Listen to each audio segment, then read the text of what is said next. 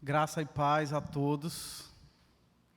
Essa saudação talvez nunca tenha feito tanto sentido para nós, ou pelo menos para mim aqui no púlpito desta igreja, como hoje. O desejo do nosso coração é que Deus, de fato, envolva você com a sua graça e conserve a sua mente em paz. Amém. Dando então continuidade à nossa exposição no primeiro livro do profeta Samuel, eu convido você a abrir a sua Bíblia no capítulo 27. É um capítulo curto, nós vamos ler o texto inteiro e vamos inclusive avançar até os 2 primeiros versículos do capítulo 28.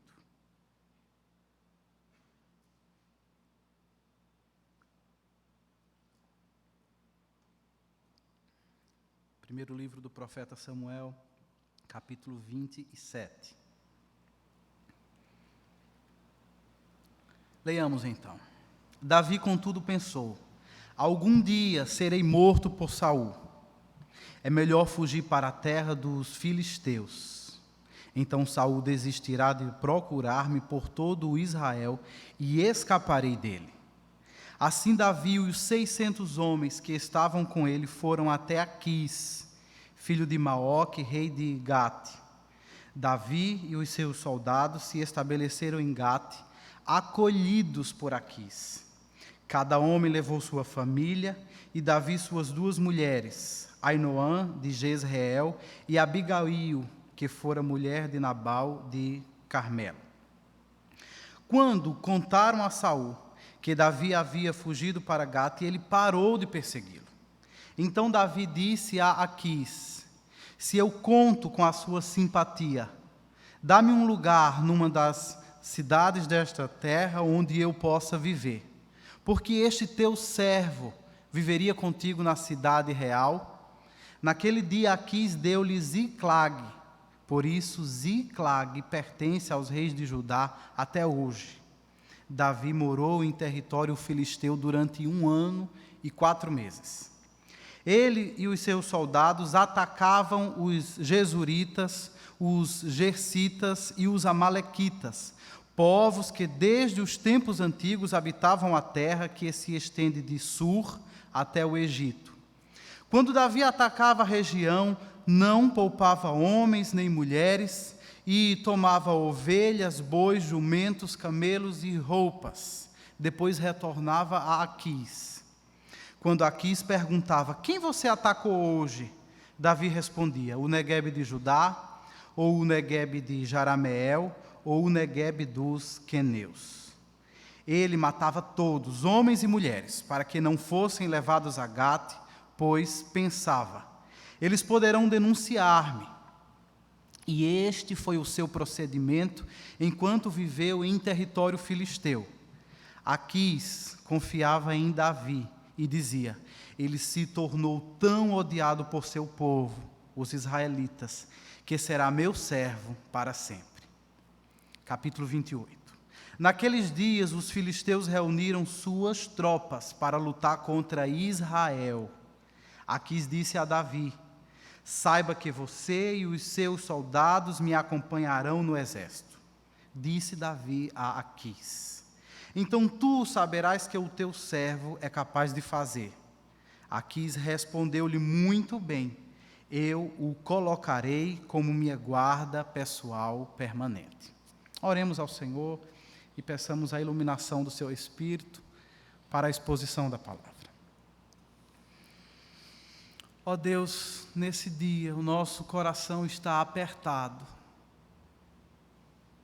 E mais do que nunca, ó Deus, podemos também reconhecer que é o Senhor que tem para nós palavras de vida eterna. E, portanto, nós não podemos nos refugiar em nenhum outro lugar. Para onde iremos nós, se só Tu, Senhor, tens as palavras de vida eterna? Senhor, nesse dia fala conosco, ó Pai.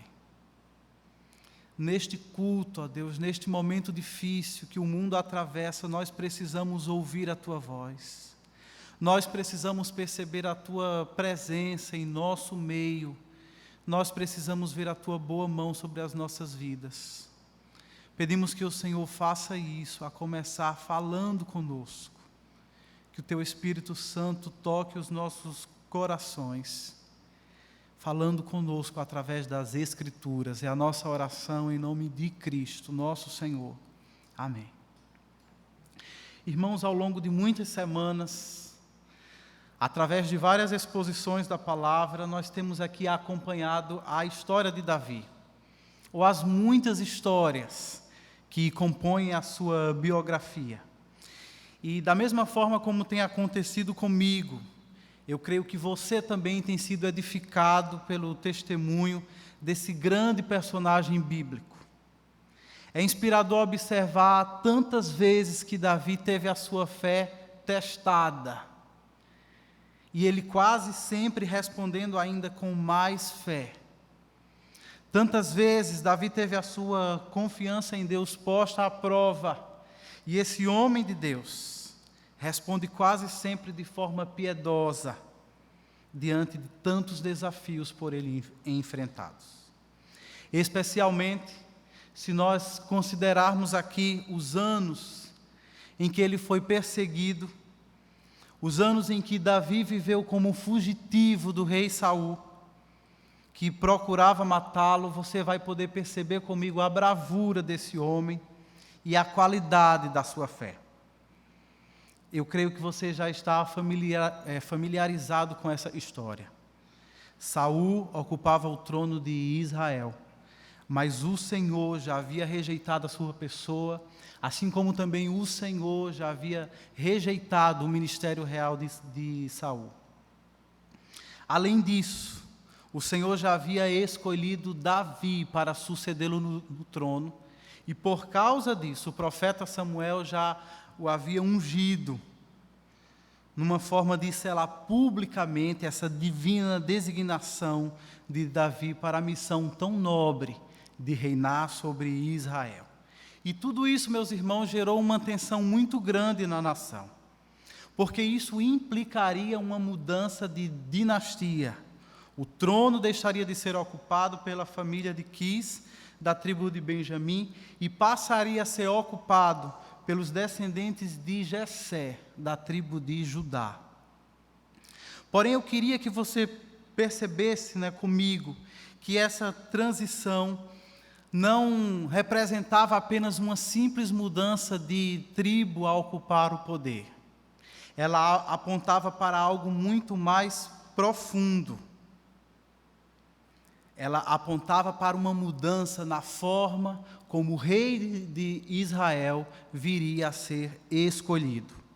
O rei Saul representava o desejo do povo, que o escolheu baseado em critérios puramente humanos, riqueza, força e aparência, ao passo que Davi representava a vontade soberana de Deus, que o havia escolhido, considerando não a sua aparência, não a sua riqueza, não os seus atributos visíveis, mas o seu coração. Daí por diante, a antítese entre esses dois homens começou a ficar cada vez mais evidente, de forma que Davi crescia em popularidade, e seu nome até virou uma música na boca do povo. Saul já não era capaz de impressionar seus súditos, como o fora antes. Davi teria um longo e próspero reinado pela frente. Saul estava com os seus dias contados no reinado de Israel. Pela graça de Deus, Davi havia se tornado um homem cheio do Espírito Santo. Já Saul era frequentemente atormentado por um espírito maligno. A cada dia Davi consolidava o seu testemunho como um homem segundo o coração de Deus. Saul, cada vez mais, expunha a público a natureza ímpia do seu coração. Davi era bem-sucedido em tudo o que fazia, porque o Senhor estava com ele. Saul foi abandonado por Deus e, como resultados, colecionava fracassos. Por causa disso, Saul desenvolveu uma inveja profunda em relação a Davi e passou a persegui-lo a fim de matá-lo. Davi, por sua vez, passou a viver como fugitivo, a fim de escapar de Saul e preservar a sua vida. E isso não foi por pouco tempo. Os estudiosos bíblicos estimam que Davi tenha passado 10 anos nessa condição de fugitivo. Provavelmente entre os seus 20 e 30 anos de idade, Davi não fez outra coisa senão fugir de Saul, senão tentar preservar a sua vida. Imagine um homem no auge da sua vida, no auge dos seus anos, fugido. Humanamente falando, foram anos perdidos, além de serem anos extremamente desgastantes e dolorosos. Eu fico pensando em quantas vezes, ao longo desses 10 anos, Davi não lembrou da segurança e do aconchego que ele desfrutava na casa do seu pai Jessé, na companhia com os seus irmãos. Quantas vezes Davi não deve ter pensado e questionado ao Senhor, porque o Senhor o havia chamado para tanto sofrimento. Não teria sido melhor permanecer na casa do seu pai? Não teria sido melhor permanecer cuidando dos próprios rebanhos da família? Lá ele não tinha popularidade, lá ele não tinha promessa, não havia expectativas de progressão social, mas na casa do seu pai, na simplicidade do seu lar, havia paz. E durante esses anos foi o que Davi mais desejou, foi ter paz. Eu acredito que essas lembranças da sua juventude deveriam provocar uma nostalgia no seu coração. Davi desejando paz. Durante esse tempo, Davi também teve 2 grandes oportunidades de matar Saul. Se assim ele o fizesse, ele acabaria com o seu sofrimento de uma forma instantânea e, melhor ainda, Davi anteciparia o cumprimento da promessa de Deus em sua vida, ocupando o trono de Israel. Mas não foi essa a decisão que ele tomou. Nas 2 oportunidades que teve, mesmo contra todo o incentivo daqueles homens que estavam à sua volta, Davi decidiu ser obediente à voz de Deus e poupar a vida de Saul. Não porque ele tivesse medo, não porque ele tivesse pena, mas em obediência ao Senhor, que lhe dizia que não deveria tocar no ungido do Senhor. Davi tinha consciência de que ele precisava demonstrar respeito às autoridades divinamente constituídas. Mas observe comigo algo interessante. Ao tomar esse caminho de poupar a vida de Saul, Davi manteve-se fiel ao Senhor, mas ao mesmo tempo ele abraçou o sofrimento por um tempo indeterminado. Davi de fato arcou com os custos de uma vida de obediência ao Senhor. Ele pagou um preço muito alto para continuar vivendo na dependência de Deus.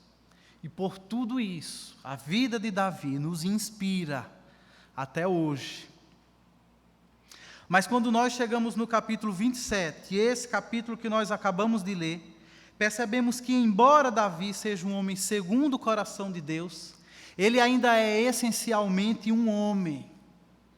Ele ainda é portador de uma natureza pecaminosa e, portanto, ele é suscetível a deslizes, pecados e fracassos. Nessa porção do primeiro livro de Samuel, encontramos Davi deixando de lado a dependência de Deus e buscando formas questionáveis de aliviar o seu sofrimento. Podemos dizer que no capítulo 27, nós vemos Davi tomando as rédeas da sua própria vida e decidindo resolver as coisas à sua própria maneira, do seu próprio jeito, na força do seu braço e encarando, por fim, terríveis consequências. Vamos ver como isso aconteceu, a fim de nós aprendermos com os erros desse herói da fé. Antes de tudo, meus irmãos, é importante compreender quais foram os passos que procederam à queda deste homem de Deus. E nesse sentido, o primeiro versículo do capítulo 27, ele é altamente revelador. Talvez ele seja a chave para você entender a derrocada que se segue. Antes de tomar decisões erradas, entendemos a partir do versículo 1 que Davi cultivou pensamentos equivocados em seu coração. Leia mais uma vez comigo o versículo 1. Davi, contudo, pensou: algum dia serei morto por Saul. É melhor fugir para a terra dos filisteus. E então Saul desistirá de procurar-me por todo o Israel e escaparei dele. É impressionante como de uma hora para outra, este guerreiro de Deus, que sempre viveu por fé, resolve agora viver por vista.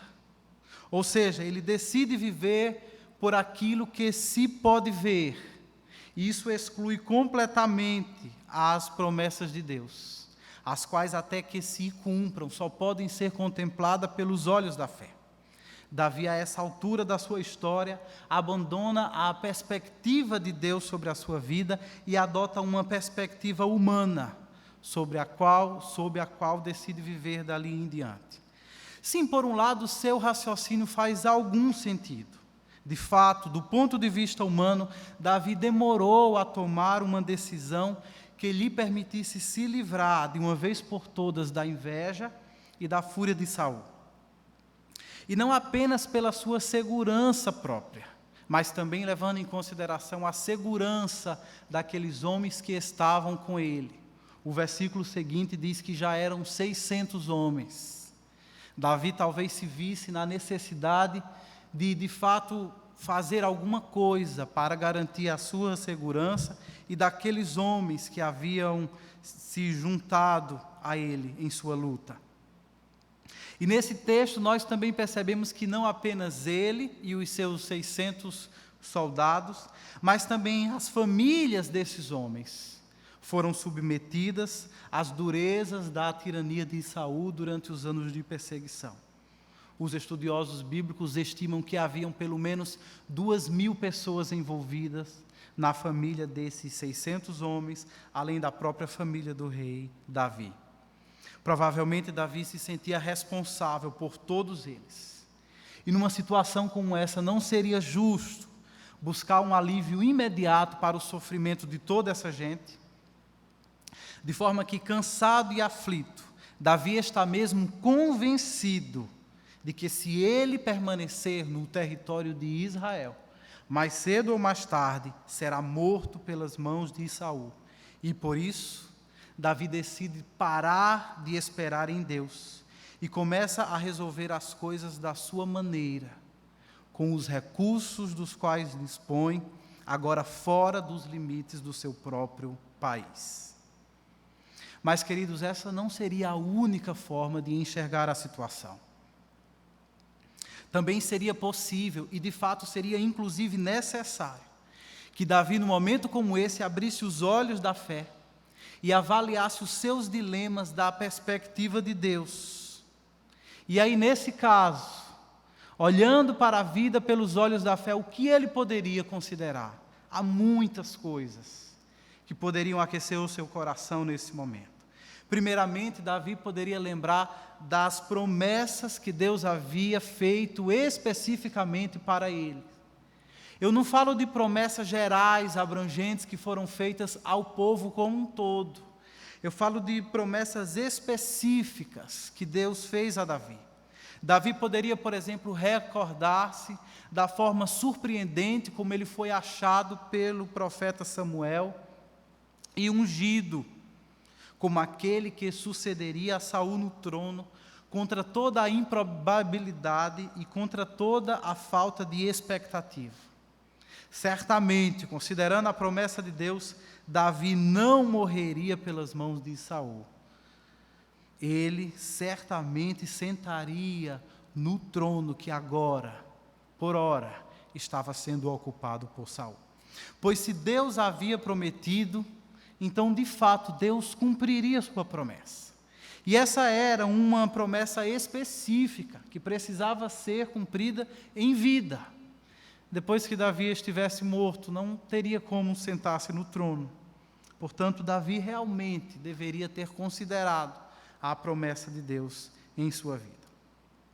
Em segundo lugar, Davi também, a fim de olhar a vida pelos olhos da fé, poderia se lembrar das muitas vezes em que Deus preservou a sua vida de forma milagrosa, seja de animais selvagens, quando ele ainda era jovem, seja do gigante Golias, seja dos exércitos inimigos, ou mesmo da tropa de elite de Saul que o perseguia constantemente. Diante de todas essas coisas, Davi poderia se lembrar que a boa mão do Senhor sempre esteve com ele e que até aquele momento o Senhor lhe havia ajudado, o que seria um grande indicativo que o Senhor continuaria a demonstrar bondade e fidelidade em sua vida, protegendo o seu servo da mão de Saul. Em terceiro lugar, é impressionante observar como de uma hora para outra, Davi tenha se esquecido do seu futuro promissor, quando todas as pessoas que estavam à sua volta lhe lembravam constantemente de que ele seria rei de Israel. Lembre-se, por exemplo, do seu amigo Jonatas, que reafirmou essa verdade várias vezes. Lembre-se de Abigail, quando ainda estava com Nabal, ao encontrar-se com Davi, ela afirmou o futuro reinado de Davi.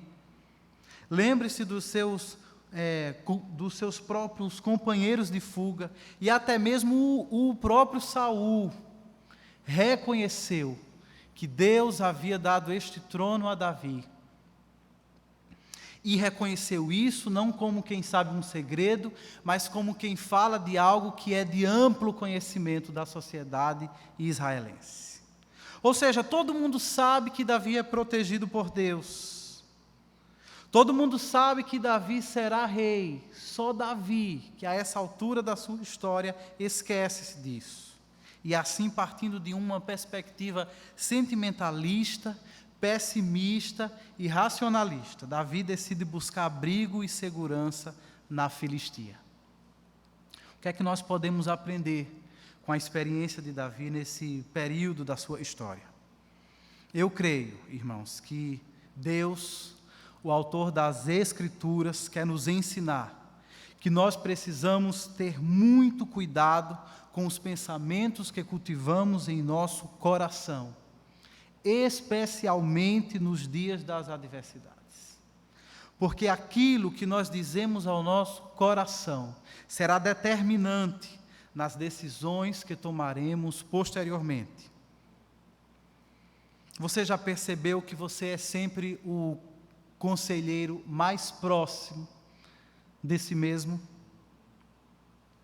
Você está sempre aconselhando a si mesmo. Você está sempre aconselhando o seu coração. Então preste mais atenção na forma como você o tem aconselhado. Cuidado com aquilo que você fala para ele.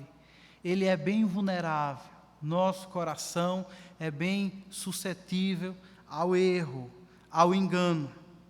No texto que nós lemos, vemos que Davi aconselhou seu coração com pensamentos incrédulos.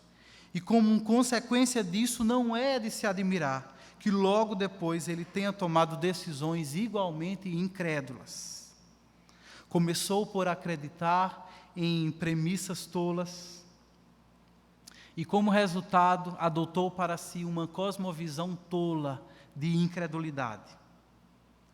Eu acho interessante, irmãos, na prática do aconselhamento bíblico, quase sempre, o maior desafio do conselheiro bíblico é ajudar aquela pessoa que o procura numa situação de crise a se livrar de muitas crenças, de muitos pensamentos errôneos, que ao longo de muitos anos foram sendo cristalizados no coração daquela pessoa que está obtendo aconselhamento. O desafio do conselheiro bíblico muitas vezes é ajudá-lo a se livrar de tudo isso e começar a adotar uma perspectiva mais bíblica da vida. Em outras ocasiões, Davi foi muito mais feliz em pregar para o seu coração em dias difíceis. Pense, por exemplo, no Salmo 103, quando o salmista conversa com a sua alma e diz: bendiga o Senhor a minha alma, bendiga o Senhor todo o meu ser. Bendiga o Senhor a minha alma e não se esqueça de nenhuma das suas bênçãos. O Salmo 42 também nos ensina a aconselhar o nosso coração nos dias de angústia. O salmista clama: por que está assim tão triste a minha alma? Por que está assim tão perturbada dentro de mim? Ponha a sua esperança em Deus, pois ainda o louvarei. Ele é o meu Salvador e o meu Deus. Irmãos, é claro que quando enfrentamos perigos, quando nós enfrentamos incertezas na vida, nós sentimos medo. E facilmente a nossa visão fica turva, impedindo-nos de ver a realidade da forma como ela realmente é.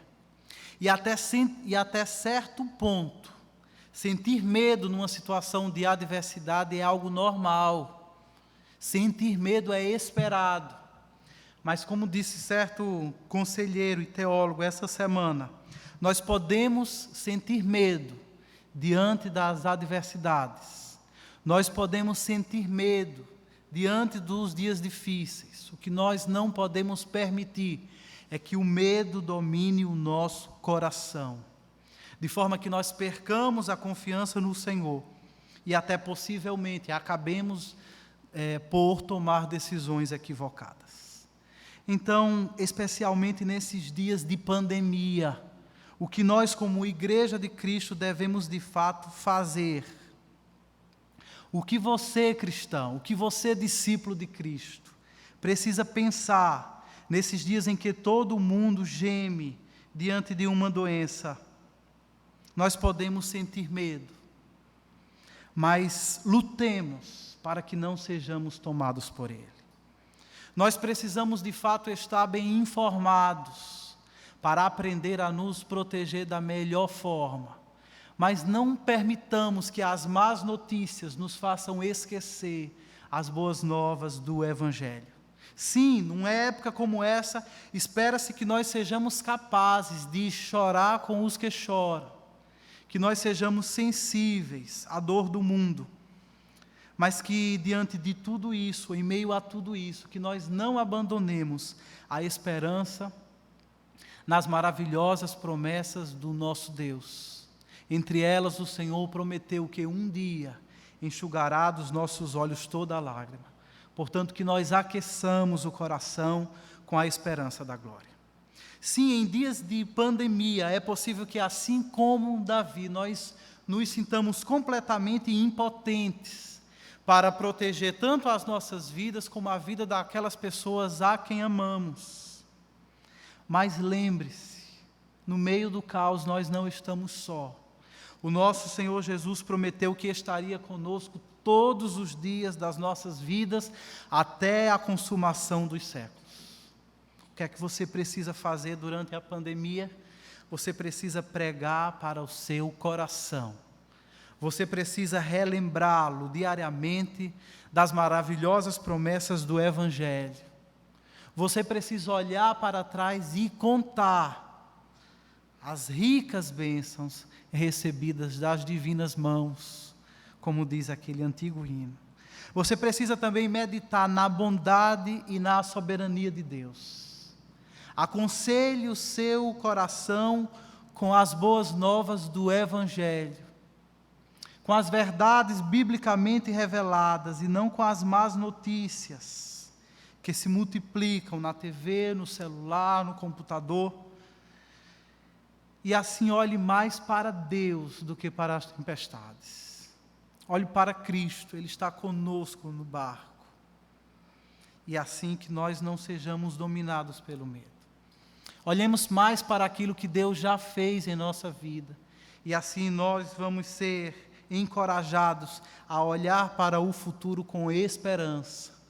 Porque aquilo que nós sabemos, ou melhor, aquilo que nós não sabemos, acerca da vontade de Deus quanto ao futuro, não deve obscurecer o conhecimento de Deus que temos e a confiança que nós desenvolvemos nele por tudo que ele é e por tudo que ele tem feito nas nossas vidas até aqui. Pelo contrário, aquilo que Deus é, aquilo que Deus fez em nossa vida é que deve nos erguer diante das tempestades e nos fazer olhar para o futuro com fé e com esperança em Deus. Que aquietemos o nosso coração em Deus somente. Na sequência do texto, nós lemos acerca da decisão que Davi tomou após desenvolver em seu coração pensamentos incrédulos. Leia comigo outra vez, versículos 2, 3 e 4. Assim Davi e os 600 homens que estavam com ele foram até Aquis, filho de Maoque, rei de Gate. Davi e os seus soldados se estabeleceram em Gate, acolhidos por Aquis. Cada homem levou sua família e Davi suas 2 mulheres, Ainoã de Jezreel e Abigail, que fora mulher de Nabal de Carmelo. Quando contaram a Saul que Davi havia fugido para Gate, ele parou de perseguir. Então, meus irmãos, ao que tudo indica, pelo menos superficialmente, o plano de Davi deu certo. Ele foi bem sucedido. E eles foram não apenas recebidos no país, mas o texto que nós lemos diz que eles foram inclusive acolhidos por seu governante e se estabeleceram em Gate, uma cidade real. Eles não foram enxotados para um vilarejo, eles foram acolhidos, eles foram bem estabelecidos, bem instalados numa cidade real. Eu gosto de pensar que muito provavelmente, ao entrar na Filístia, melhor dizendo, Davi e os seus companheiros tiveram a possibilidade de dormir em paz pela primeira vez depois de muitos anos, inclusive agora na companhia das suas mulheres e dos seus filhos. Pense nisso, segurança e aconchego familiar. Tudo aquilo deveria, num primeiro momento, parecer melhor do que um hotel 5 estrelas. Quanto a Saul, ele de fato desistiu de perseguir Davi assim que soube que este tinha fugido para Gate. E as surpresas não param por aí. Posteriormente, atendendo a um pedido de Davi, Aquis deu uma cidade inteira para que Davi e o seu povo se estabelecesse nela. Era a cidade de Ziclag, que depois passou a ser propriedade permanente dos reis de Judá. Ao todo, o versículo 7 nos informa que Davi e a sua comitiva permaneceram 1 ano e 4 meses naquele novo país. Problemas resolvidos, será mesmo? Num olhar mais aprofundado do texto e levando em consideração tudo o que a Bíblia diz acerca desse assunto, nós podemos perceber que Davi, em sua decisão de viver na Filístia, foi extremamente equivocado, por muitos motivos. Um deles é que Davi, como parte do povo de Deus, como membro da família da aliança, não poderia deixar Israel a terra prometida. Se você lembra bem, o Senhor havia chamado Abraão da Caldeia para uma terra que o Senhor mostraria para ele. E com ele e com a sua descendência, o Senhor estabeleceria uma aliança. Séculos depois, quando os descendentes de Abraão foram escravizados no Egito, o Senhor libertou poderosamente esse povo e os conduziu para Canaã, a terra da promessa. E assim Canaã foi designada por Deus, não apenas como a terra onde o seu povo habitaria, mas a terra onde o próprio Deus habitaria no meio do seu povo. Aquela era uma terra abençoada. Ali eles contavam com a bênção de Deus. O povo de Deus naquela época não tinha liberdade para escolher onde gostaria de viver em meio às nações. Eles tinham o dever de tomar posse da terra prometida e habitá-la. pois era lá onde o verdadeiro Deus era cultuado. Era lá onde moravam os profetas de Deus que entregavam a palavra de Deus. Era lá onde funcionava o ofício sacerdotal e onde poderia ser oferecidos sacrifícios ao Senhor. E era lá onde o Senhor revelava a sua presença relacional e abençoadora para o seu povo. Por causa disso, deixar a terra de Canaã não era nada equivalente a como se hoje eu ou você decidisse morar num outro país. Nós temos essa opção, digamos assim. Mas o povo de Deus não tinha. Havia um plano e havia uma bênção específica de Deus para que o seu povo habitasse e permanecesse naquela terra. De forma que todas as vezes que nós vemos alguém, parte do povo de Deus, ao longo de todo o Antigo Testamento, procurando abrigo em nações estrangeiras, essa pessoa ou esse grupo de pessoas acaba se dando muito mal. Você lembra que várias pessoas da Bíblia, vários personagens bíblicos, que foram buscar refúgio, que foram buscar abrigo, ou que foram buscar segurança em nações pagãs, acabaram enredados pelo pecado e afligidos pelas maldições decorrentes da desobediência. Esse, por exemplo, foi o caso de Abraão, quando buscou refúgio no Egito. Esse também foi o caso de Ló, quando se encantou com as planícies de Moabe e levou a sua família para morar em Sodoma. Foi o caso também dos próprios filhos de Jacó, que foram se refugiar no Egito para sobreviver a uma grande fome e depois acabaram escravizados naquela terra. E não apenas estes, mas também esse foi o caso do próprio Davi, que no capítulo 21 já tinha tentado se refugiar na Filístia, sobre os cuidados desse mesmo Aquis, na mesma cidade de Gate. E no final, se você lembra bem dessa história, Davi só escapou com vida porque se fingiu de louco. Portanto, a escolha de Davi foi equivocada em primeiro lugar porque ele não tinha permissão para sair da terra da promessa. Um outro motivo que nós poderíamos considerar para reputar esta decisão de Davi como equivocada é que ele não podia fazer alianças com nações estrangeiras. Isso era algo explicitamente proibido na lei de Deus. Êxodo capítulo 34 nos diz assim: acautele-se para não fazer acordo com aqueles que vivem na terra para a qual você está indo, pois eles se tornariam uma armadilha. Armadilha por quê? O texto de Êxodo continua explicando.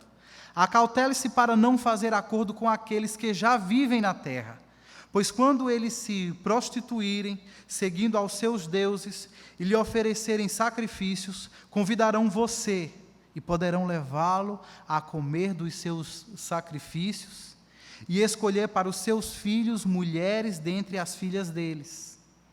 Quando elas se prostituírem seguindo aos seus deuses, poderão levar os seus filhos a se prostituírem também. Portanto, essa decisão de Davi, de passar a viver numa terra estrangeira, representava uma afronta, uma transgressão direta à lei do Senhor. E não apenas isso, mas um tremendo mau exemplo para aquela nação que algum tempo depois passaria a ser reinada por ele. Por 1 ano e 4 meses, Davi expõe a si mesmo, aos seus 600 homens e às famílias de todos eles, a convivência e a vida dentro de uma nação pagã, onde não havia conhecimento do Deus verdadeiro. Todos eles, por 1 ano e 4 meses, foram expostos diuturnamente à idolatria, à feitiçaria, à imoralidade e a um código de ética mundana que era completamente estranho à lei do Senhor Deus, que os havia colocado na terra de Canaã. Some-se a tudo isso, que a decisão de Davi era absurda, porque a segurança que ele e a sua turma desfrutava em Ziclag era absolutamente falsa. Davi saiu de Israel para escapar da espada de Saul, mas agora, ao morar nessa cidade da Filístia, sua segurança também estava constantemente por um triz. Afinal de contas, Aquis o acolheu bem em sua terra, porque pensava que Davi e a sua própria comitiva seriam os seus aliados políticos. Mas Aquis estava sendo enganado. Ele não fazia ideia de que Davi, mesmo estando debaixo da sua proteção e vivendo dentro dos limites do seu território, na verdade Davi continuava mesmo era lutando contra os inimigos de Israel. Observe comigo outra vez os versos 10 e 11. Quando Aquis perguntava: quem você atacou hoje? Davi respondia: o Neguebe de Judá, o Neguebe de Jerameel ou o Neguebe dos queneus. Ele matava todos, homens e mulheres, para que não fossem levados a Gate, pois pensava: eles poderão denunciar-me. E este foi o seu procedimento enquanto viveu em território filisteu. Davi estava tão inseguro na terra de Gate, ou na terra da Filístia, que ele passou a mentir o tempo todo. Porque se ele dissesse a verdade, ou se ele fosse descoberto em sua mentira, Davi estaria morto. A estada na Filístia era baseada num falso senso de segurança. Na Filístia, Davi estava em risco tanto quanto estava na sua cidade ou na sua terra de Israel. Poderíamos dizer então que os seus dias na cidade de Ziclag foram vividos dentro de um castelo de areia. Qualquer ondinha, qualquer marola poria abaixo tudo quanto ele havia feito ali, e só Deus para preservar a sua vida naquela terra estrangeira. Então, que lição tiraremos desse erro de Davi?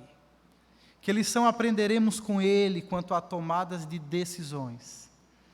Eu gostaria de sugerir que esse episódio da vida de Davi nos lembra que nós, cristãos, povo de Deus, precisamos aprender a tomar decisões segundo a vontade de Deus.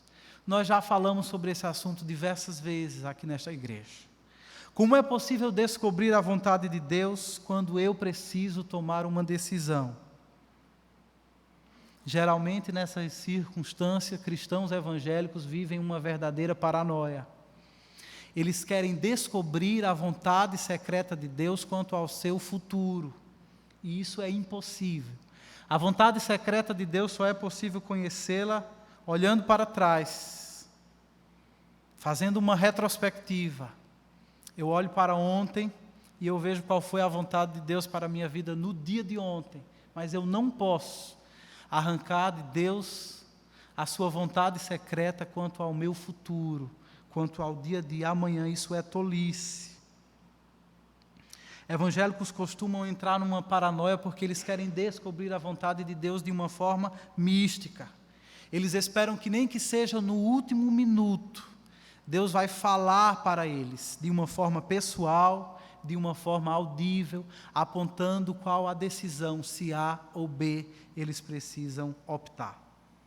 Ou talvez crentes evangélicos esperem que algo extraordinário, quem sabe um anjo, lhes apareça e aponte o caminho que eles devem seguir. E como não é isso que acontece geralmente, no final das contas, essas pessoas acabam tomando uma decisão de forma irrefletida. E, por fim, ficam angustiadas, confusas e frustradas por não terem sido capazes de descobrir a vontade de Deus. Mas, irmãos, não é assim que deveria ser. Não é isso que deve acontecer conosco. A palavra de Deus nos ensina que, diante das bifurcações da vida, nós precisamos considerar, antes de tudo, a vontade de Deus revelada na sua palavra, como nós a temos registrada nas Escrituras. Precisamos questionar algum mandamento de Deus que precisa ser considerado nessa decisão. Será que alguma alternativa que se apresenta diante de mim é contrária à palavra de Deus? Será que alguma das opções infringe a lei de Deus? Porque se for este o caso, a questão está resolvida. Nós precisamos optar por aquilo que honra a palavra de Deus e ponto final. Ainda que esta decisão implique abraçar o sofrimento. Afinal de contas, o sofrimento é parte integrante do discipulado cristão. Nós não temos como evitá-lo o tempo todo. Mas, meus irmãos, às vezes, diante de uma tomada de decisão, nós vasculhamos a Bíblia e parece que nós não encontramos nenhum mandamento específico. Principalmente quando nós estamos diante de uma decisão cujas alternativas não são em si mesmo pecaminosas. Como escolher entre elas? Numa situação como essa, já que não há mandamentos específicos a serem obedecidos, nós precisamos considerar os princípios bíblicos, os princípios divinos de uma forma mais ampla. Podemos então questionar qual dessas alternativas glorificariam mais a Deus, ainda que nenhuma delas seja necessariamente pecaminosa. Poderíamos perguntar também qual dessas alternativas será mais benéfica para todos os envolvidos e não apenas para mim mesmo. Além disso, a Bíblia nos ensina que diante dos impasses da vida, nós podemos recorrer ao Senhor em oração. Nós podemos nos achegar ao trono da graça, a fim de alcançarmos misericórdia em tempos de necessidade. Podemos então orar, pedindo para que Deus nos dê sensibilidade para ouvir a sua voz falando conosco através das Escrituras.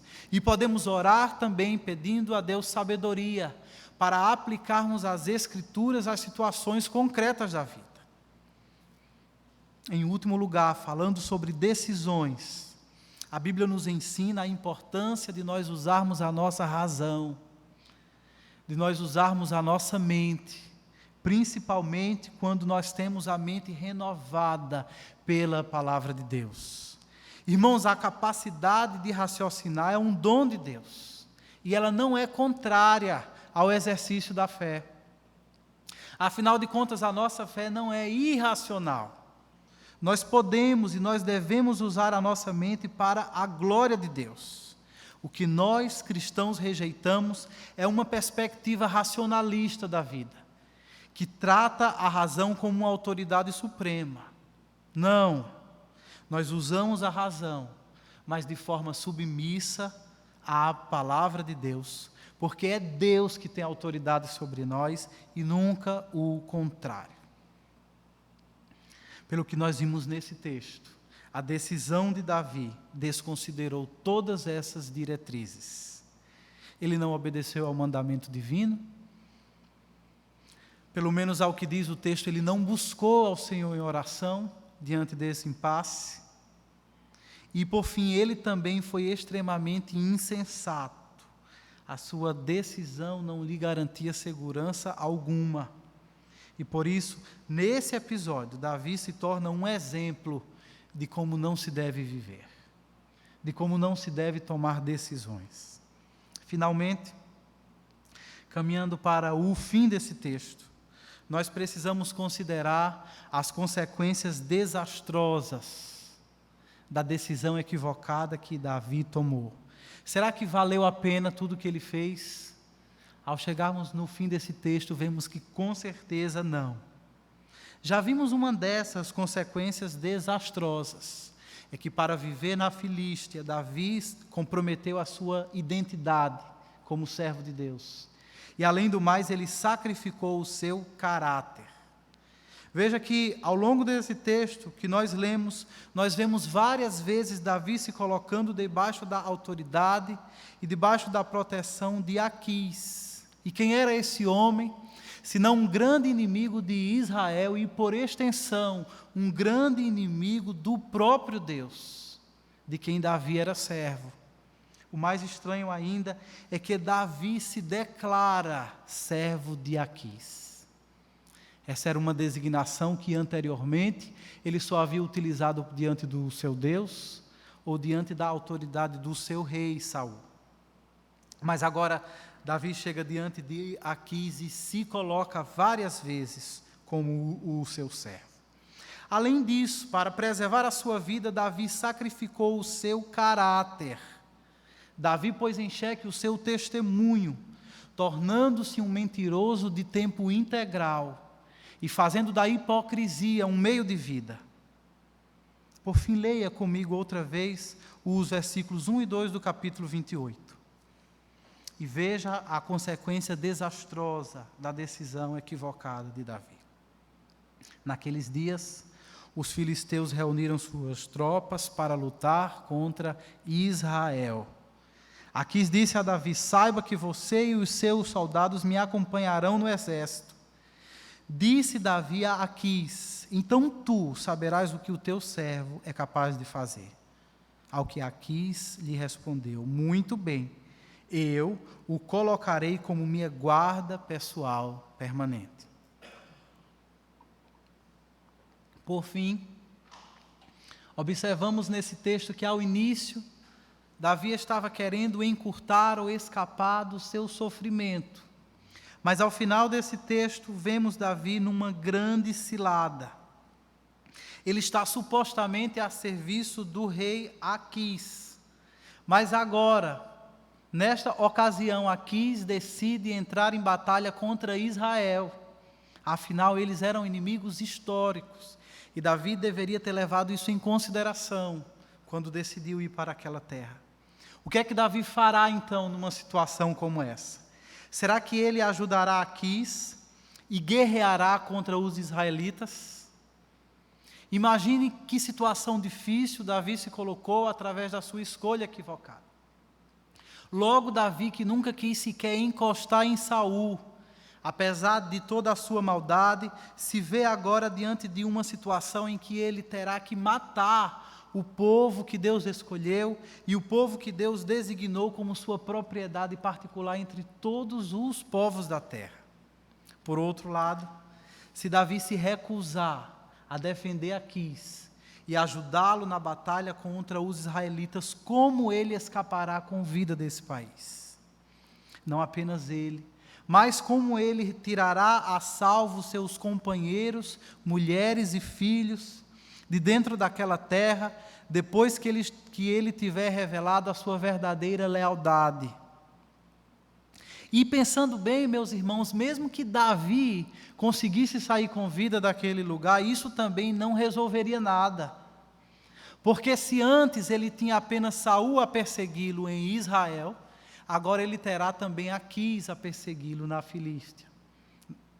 Então ele tinha um inimigo no início dessa história, agora, na melhor das hipóteses, se escapasse com vida, ele teria 2 poderosos inimigos no seu encalço. Em último lugar, meus irmãos, analisando todas essas terríveis consequências da decisão equivocada de Davi, nós precisamos reconhecer que talvez, ou provavelmente, a pior delas foi viver 1 ano e 4 meses na ausência de Deus. Não sei se você percebeu, mas ao longo de todo o capítulo 27, Deus não é sequer mencionado. Deus não é invocado, Deus não é adorado, não se fala em oração, não se fala em buscar a resposta do Senhor através dos seus santos profetas, não se fala de oferecer sacrifícios em adoração ao Senhor por todos os seus benefícios, e não é à toa que os estudiosos bíblicos destaquem que não há inclusive nenhum salmo davídico atribuído a este período de 16 meses na Filístia. Ao que tudo indica, a decisão de Davi acarretou-lhe sérios e graves problemas, tendo inclusive o afastado temporariamente da presença graciosa de Deus. Davi semeou o vento, e agora não lhe resta outra coisa senão colher tempestades. Pela sua decisão errada, Davi tornou-se uma das mais nítidas ilustrações daquilo que no futuro o seu filho Salomão escreveria em Provérbios, dizendo: há caminho que parece certo ao homem, mas no final conduz à morte. Portanto, meus irmãos, nós precisamos considerar com toda seriedade as consequências das decisões que nós estamos prestes a tomar. a fim de que nós evitemos de cair em ciladas, a fim de que nós evitemos e nos poupemos de cairmos em armadilhas danosas, que nos leve a mais sofrimento ainda. Especialmente devemos rejeitar, devemos fugir de decisões que nos afastem da comunhão com o Deus vivo. Quando a fé do cristão vacila, ele pode de fato se sentir tentado a recorrer a medidas imprudentes, que no final das contas o colocarão numa situação extremamente delicada. Em vez de ajudar, em escolhas insensatas só atrapalha, deixando-nos numa situação cada vez pior, pondo em risco o nosso testemunho diante dos homens, ou muitas vezes pondo em risco a nossa própria comunhão com Deus. Mas finalmente, irmãos, precisamos perceber que ainda que Deus não seja mencionado nesse texto, evidentemente Ele está agindo o tempo todo, e claramente Deus está agindo em todas as coisas para a total execução dos seus planos, a fim de que o seu nome seja no fim de tudo glorificado.